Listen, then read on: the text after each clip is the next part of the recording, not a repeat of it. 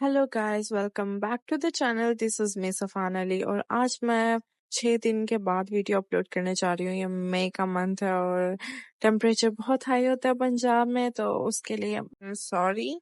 चलिए हम आज के टॉपिक को स्टार्ट करते हैं। ड्रामा और थिएटर की दुनिया में अगर किसी एक नाम को सच का आईना कहा जाए तो वो नाम है आर्थर मिलर, एक ऐसे ड्रामाटिस्ट जिन्होंने अमेरिका के ड्रीम को स्टेज पे बेनकाब किया। यह है कहानी उस शख्स की जो सिर्फ राइटर नहीं बल्कि ज़मीर का तर्जुमान था। Early life and education. Arthur Asher Miller was born on October 17, 1950 in Harlem, New York to Isidore and Augusta Miller.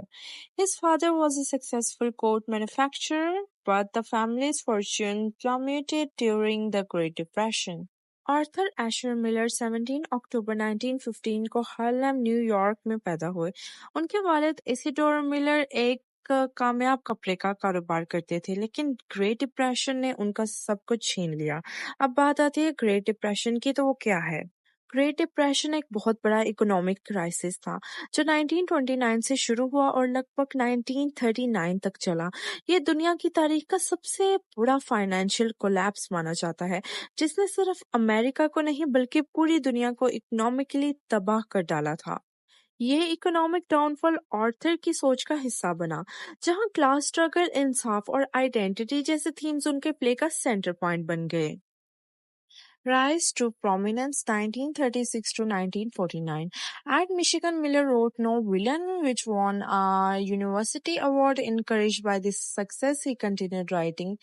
His Broadway debut came in 1944 with The Man Who Had All the Luck, but it was his 1947 play, All My Sons, that catapulted him into the spotlight. University of Michigan में पढ़ाते हुए Arthur Miller ने अपना पहला play लिखा, no villain.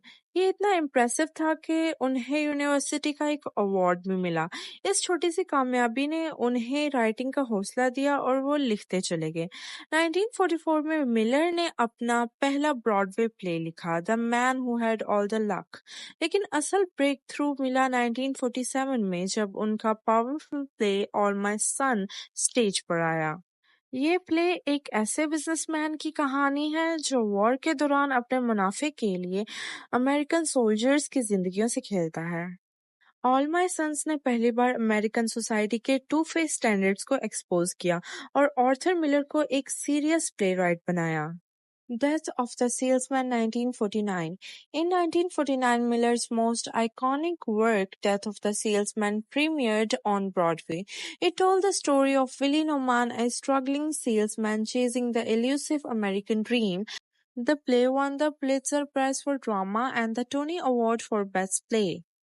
1949 में आया वो प्ले जो आर्थर मिलर के नाम को हमेशा अमर कर जाता है, Death of the Salesman. Willy Loman एक सेल्समैन जो ऐसा सपना देखता है लेकिन उसमें डूबकर खुद को खो देता है। ये प्ले सिर्फ एक शख्स की कहानी नहीं बल्कि हर उस बंदे की कहानी है जो सिस्टम के प्रेशर में टूट जाता है। ये प्ले पुलित्जर प्राइज जीत गया और टोनी अवार्ड भी, लेकिन उस आइकॉनिक लाइन ने सबका दिल छू लिया, Attention must be paid. Politics and the Red Scare 1950s. During the 1950s, Miller became the target of the House Un-American Activities Committee (HUAC) for his criticism of McCarthyism. His 1953 play The Crucible, set during the Salem witch trials, was the thinly veiled allegory for the Red Scare. इस slide को मैं थोड़ा सा detail में explain करने जा रही हूँ। 1950s का दौर अमेरिका के लिए एक पॉलिटिकल पैरानोई का टाइम था, जिसे हम कहते हैं मकार्थीज़म। सेनेटर जोसेफ मकार्थी ने दावा किया कि अमेरिका के अंदर लोग खुफिया तौर पे कम्युनिस्ट हैं। इस दौर में बहुत से राइटर्स, एक्टर्स और इंटेलेक्चुअल्स को टारगेट बनाया गया। उनसे पूछा गया कि किस किसने कम्युनिज्म को सपोर्ट किया है। आर्थर मिलर भी इस पॉलिटिकल शिकार का हिस्सा बन गए। क्यों? क्योंकि उन्होंने ओपनली इस सिस्टम की तनकीद की थी। इसी टेंशन के रिस्पॉन्स में मिलर ने 1953 में लिखा अपना एक फेमस प्ले द क्रूसिबल, जिसे उन्हें सैलम विच ट्रायल के टाइम पर सेट किया, लेकिन असल में ये प्ले एक हिडन क्रिटिसिज्म था मैकार्थीज़म के खिलाफ। इस प्ले के बाद मिलर को house an American activities committee के सामने बुलाया गया।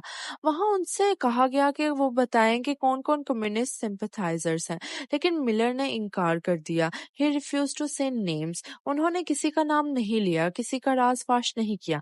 इसका नतीजा क्या निकला? 1956 में ऑथर मिलर को कंटेम्प्ट ऑफ कांग्रेस का जुर्म लग गया, यानी कि उन्होंने हुकूमत का कहा नहीं माना, लेकिन बाद में ये कन्विक्शन कोर्ट ने कैंसिल कर दी।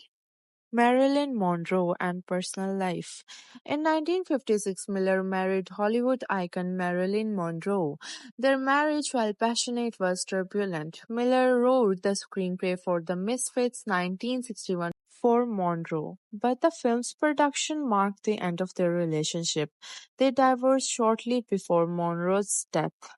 अब बात करते हैं ऑथर मिलर की पर्सनल लाइफ के बारे में। 1956 में ऑथर मिलर की जिंदगी में एक नया मोड़ आता है जब उनकी शादी होती है हॉलीवुड की सबसे फेमस और ग्लैमरस एक्ट्रेस मैरिलिन मोनरो से। ये रिश्ता जज्बात से भरपूर था, लेकिन साथ ही काफी उतार चढ़ाव वाला भी।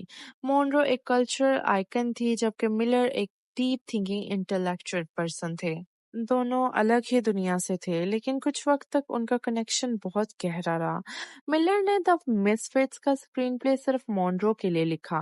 1961 में रिलीज होने वाली ये फिल्म उनका कोलैबोरेशन थी, लेकिन फिल्म के प्रोडक्शन के दौरान ही उनका रिश्ता टूट गया और उसके बाद उनकी डाइवोर्स हो जाती है और अफसोस के साथ मैरिलिन मोनरो कुछ ही वक्त के बाद इस दुनिया से चली जाती हैं। Later works and legacy 1960s to 2000s. Miller's later works include A View from the Bridge, The Price, and The Ride Down Mount Morgan. He continued to explore themes of integrity, guilt, identity, and justice. Throughout his career, Miller was a vocal advocate for human rights and the freedom of expression. His work was translated into dozens of languages and performed around the world. Arthur Miller ने अपनी wife की death के बाद भी लिखना नहीं छोड़ा। A view from the bridge, the price और द राइड डाउन माउंट मोगन जैसे प्लेज में उन्होंने इंटीग्रिटी, गिल्ट, आइडेंटिटी और जस्टिस जैसे डीप थीम्स को एक्सप्लोर किया। अपने करियर के दौरान मिलर सिर्फ एक प्लेराइट नहीं थे, बल्कि वो आवाज बन गए, ह्यूमन राइट्स और फ्रीडम ऑफ एक्सप्रेशन के सपोर्टर। उनका काम दुनिया भर के लोगों ने पढ़ा, समझा और स्टेज पर परफॉर्म किया।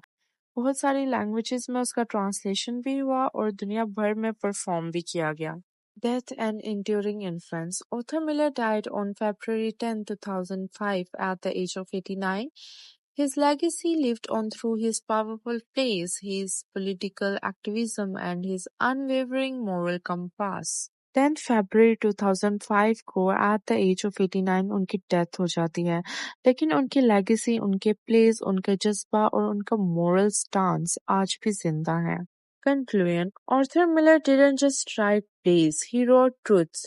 Truth about society, truth about the individual, and the truth about the cost of silence.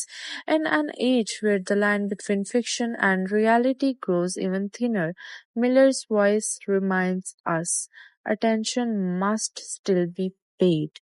Arthur Miller ने सिर्फ प्लेज नहीं लिखे, उन्होंने हकीकत लिखी, सोसाइटी की सच्चाई, इंसान के अंदर के कॉन्फ्लिक्ट्स और खामोश रहने के नुकसान बताए।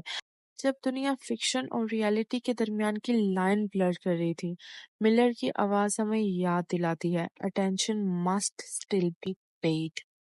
तो गाइस, आज की वीडियो के लिए इतना ही और उम्मीद करती हूँ कि आपको ये वीडियो बहुत अच्छी लगी होगी। ठीक है, अच्छे से एक्सप्लेन किया होगा मैंने हर पॉइंट को, और अगर कोई पॉइंट मिस हो गया हो या ना समझ आई हो तो आप मुझे कमेंट सेक्शन में बताएं, उस पर मैं शॉर्ट बना दूंगी और वो यूट्यूब पे अपलोड कर दूंगी और मैं रिप्लाई भी करूंगी कमेंट्स का।